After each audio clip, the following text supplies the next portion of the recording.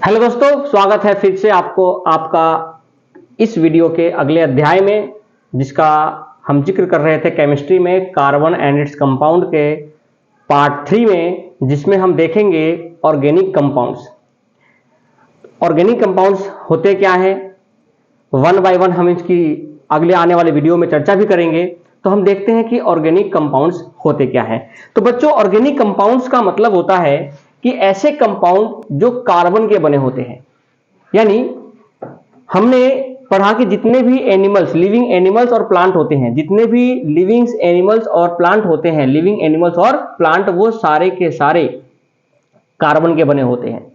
यानी compounds of carbon जो होते हैं, कंपाउंड्स ऑफ कार्बन, वही आपके ऑर्गेनिक कंपाउंड कहलाते हैं। ओसी का मतलब ऑर्गेनिक कंपाउंड। यानी जो कार्बन से बने होंगे, यानी कार्बन के कंपाउंड्स को क्या कहते हैं हम? ऑर्गेनिक कंपाउंड कहते हैं। और इसमें हाइड्रोकार्बन्स होते हैं। हाइड्रोकार्बन का मतलब हो गया, देखो बच्चों, हाइड्रो का मतलब हो गया वाटर, हाइड्रो का मतलब हो गया वाटर, और वाटर का मतलब हो गया H2O। यानी हाइड्रोकार्बन में जो ऑर्गेनिक कंपाउंड्स होते हैं उसमें मेनली हाइड्रोजन प्लस ऑक्सीजन, यानी जो भी हमारे हाइड्रोकार्बन ऑर्गेनिक कंपाउंड्स होते हैं उसमें मोस्टली हाइड्रोजन और ऑक्सीजन की बात ज्यादा करते हैं। इसके अलावा सल्फर भी, क्लोरीन भी, ऐसे बहुत सारे एलिमेंट हो सकते हैं, बट हम जो मेनली बात करते हैं वो हम बात करते हैं हाइड्रोजन और ऑक्सीजन की। यानी ऑर्गेनिक कंपाउंड जो होते हैं वो कोवैलेंट कंपाउंड होते हैं, जिनका लो मेल्टिंग पॉइंट और बॉइलिंग पॉइंट होता है। क्या बच्चों? ऑर्गेनिक कंपाउंड्स का जो बॉन्ड होता है वो कोवैलेंट बॉन्ड होता है। यानी कोवैलेंट बॉन्ड से बनने वाले कंपाउंड को कोवैलेंट कंपाउंड कहते हैं। और कोवैलेंट कंपाउंड जो होते हैं उनका, यानी ऑर्गेनिक कंपाउंड्स का कोवैलेंट कंपाउंड होने की वजह से उनका मेल्टिंग पॉइंट लो और बॉइलिंग पॉइंट भी लो होता है। ठीक है। और उसके बाद most of the organic compound does not conduct electricity. बहुत सारे ऐसे ऑर्गेनिक कंपाउंड हैं जो इलेक्ट्रिसिटी कंडक्ट नहीं करते हैं। तो पेपर में अगर पूछता है क्या all of the organic compounds conduct electricity, तो आपका आंसर होगा नो। फिर से वही आंसर कि most of the electronic compound does not conduct electricity, क्योंकि उसमें फ्री इलेक्ट्रॉन्स नहीं होंगे। याद रखना बच्चों, जब भी आपसे कंडक्शन ऑफ इलेक्ट्रिसिटी की बात करता है या इलेक्ट्रिसिटी कंडक्ट की बात करता है कि किसी मटेरियल से इलेक्ट्रिसिटी पास होगा या नहीं होगा, तो डिपेंड करता है उसके फ्री इलेक्ट्रॉन्स पे। अगर उसमें फ्री इलेक्ट्रॉन्स होंगे तो इलेक्ट्रिसिटी पास होगा, अगर नहीं है तो नहीं होगा। इस बात का आपको हमेशा ध्यान रखना है। इसका आंसर हमेशा एक ही देना है, इलेक्ट्रिसिटी कंडक्शन में फ्री इलेक्ट्रॉन्स का। किसका? फ्री इलेक्ट्रॉन्स का। एक मोस्ट इंपॉर्टेंट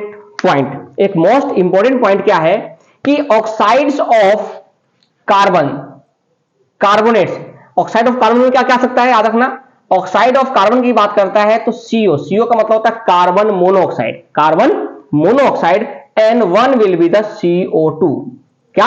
कार्बन डाइऑक्साइड। यानी अगर हमसे ऑक्साइड ऑफ कार्बन की बात करें तो कार्बन मोनोऑक्साइड और CO2, यानी oxide of carbon, carbonate, sodium carbonate, okay, magnesium carbonate, ये सारी चीज। तो कार्बोनेट्स एंड कार्बाइड्स और हाइड्रोजन कार्बोनेट्स, यानी सोडियम बाइकार्बोनेट, मैग्नीशियम, इस तरीके से जो भी हमारे एलिमेंट बनेंगे, oxides of carbon, carbonates, carbides and hydrogen carbonates, यानी जो भी ऑक्सीजन ऑक्साइड्स बनेंगे इनके, किसके? कार्बन के, कार्बोनेट्स के, कार्बाइड के और हाइड्रोजन कार्बोनेट्स के, उनका कभी भी हम ऑर्गेनिक कंपाउंड कंसीडर नहीं करेंगे। यानी जो भी इनके ऑक्साइड से बने होंगे, किस किस के? कार्बन के, कार्बोनेट्स के, कार्बाइड्स के और हाइड्रोजन कार्बोनेट्स के बने होंगे, हम उसको कभी भी ऑर्गेनिक कंपाउंड कंसीडर नहीं करेंगे।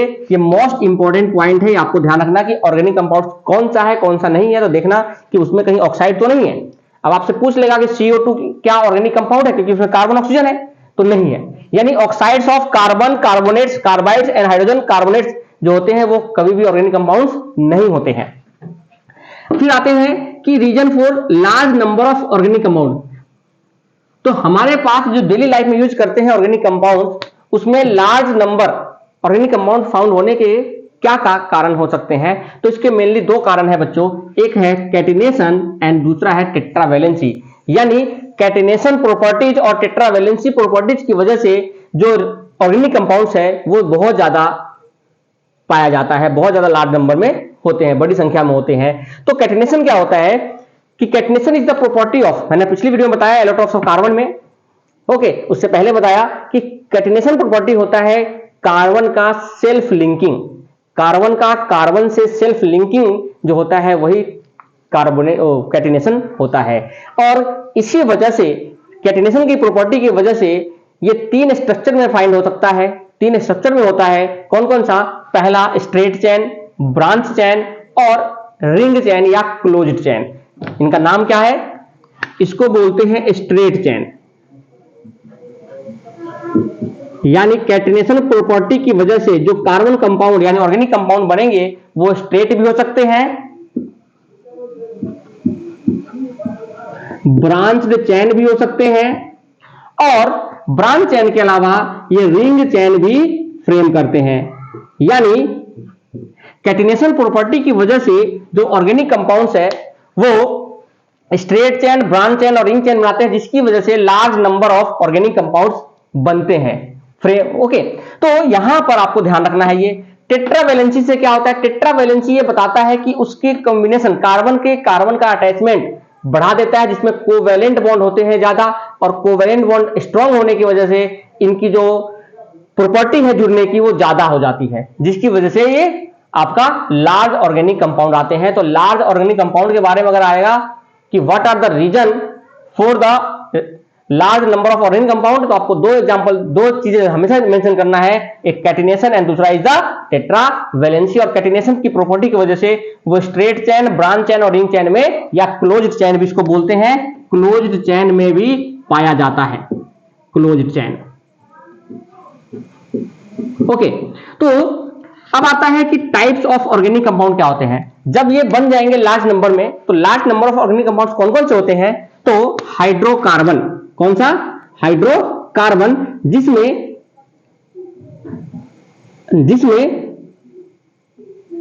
कार्बन और हाइड्रोजन की बॉन्डिंग होती है। हाइड्रोकार्बन मतलब कि कार्बन, हाइड्रोजन या ऑक्सीजन, CH और O जिसके बना होता है कार्बन, हाइड्रोजन और ऑक्सीजन से बना होता है, उनको हाइड्रोकार्बन बोलते हैं। दूसरा है हेलो एल्केन। हेलो का मतलब होता है हेलोजन ग्रुप, हेलोजन ग्रुप, और ग्रुप 17 को बोलते हैं हेलोजन ग्रुप, जिसमें फ्लोरीन, क्लोरीन, ब्रोमीन, आयोडीन, यहां तक हमें याद रखना है, आयोडीन, ठीक है, और भी होते हैं 80। तो हेलोजन जो ग्रुप होते हैं वो 17 ग्रुप होते हैं, और इनको हेलो एल्केन बोला जाता है। इनका रिप्रेजेंटेशन होता है RH, यानी हेलोजन ग्रुप को हम X से डिनोट करते हैं, और इसका आगे हम चर्चा करेंगे हेलो एल्केन के बारे में। एल्कोहल से में जो हमारे कार्बन होते हैं, यानी R जो भी एल्काइल ग्रुप है वो, उसमें OH, और OH मतलब कि हाइड्रोजन और ऑक्सीजन का जो OH होता है उसको एल्कोहल बोलते हैं, यानी एल्कोहल का फंक्शनल ग्रुप OH होता है, हेलोजन ग्रुप का फंक्शनल ग्रुप X होता है। हाइड्रोकार्बन का CHO अलग अलग होते हैं, यानी कार्बन का हाइड्रोजन और ऑक्सीजन में कुछ भी हो सकता है। एल्डिहाइड जो होता है वो होता है CHO, यानी एक बॉन्ड पर अल्कोहल और दूसरे बॉन्ड पर हाइड्रोजन जब जुड़ा होता है उनको बोला जाता है एल्डिहाइड। क्या बोला था उनको? एल्डिहाइड फंक्शनल ग्रुप, यानी ऑर्गेनिक कंपाउंड जो बनते हैं वो एल्डिहाइड को हो सकते हैं। कीटोन, जब कार्बन कार्बन के बीच, कार्बन पर अगर केवल और केवल ऑक्सीजन हो तो उसको बोलते हैं कीटोन। और कार्बोक्सिलिक एसिड जो होता है, कार्बोक्सिलिक एसिड, तो कार्बोक्सिलिक एसिड का जो स्ट्रक्चर होता है, एक कार्बन पे डबल बॉन्ड हो और एक पे क्या हो? अल्कोहल हो, यानी एक पे जब कीटोन हो, कीटोन फंक्शनल ग्रुप हो, और एक पे जब अल्कोहल हो, तो ऐसे फंक्शनल ग्रुप को कार्बोक्सिलिक एसिड बोलते हैं, या जिनको हम ऑर्गेनिक एसिड बोलते हैं। यानी अगर ऑर्गेनिक एसिड की बात आता है तो हमें कार्बोक्सिलिक एसिड की बात करते हैं, formic acid, acetic acid, propanoic acid, इस तरीके से अगर बात करते हैं तो वो सारे के सारे ऑर्गेनिक एसिड होते हैं हमारे।